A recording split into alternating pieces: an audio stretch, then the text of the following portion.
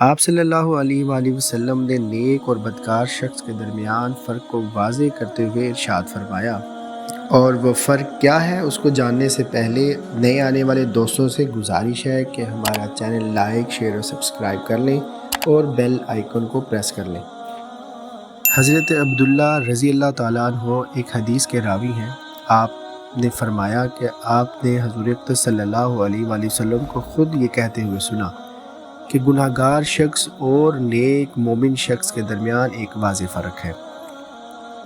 اور وہ فرق یہ ہے کہ نیک اور مومن شخص اپنے گناہوں کو پہاڑ کی مانند سمجھتا ہے،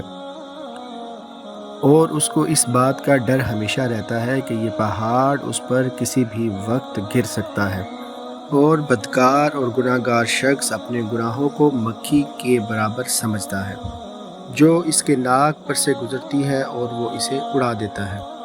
دعا کیجیے کہ اللہ تعالی ہم سب کو نیک اور صالح عمل کرنے کی توفیق عطا فرمائے۔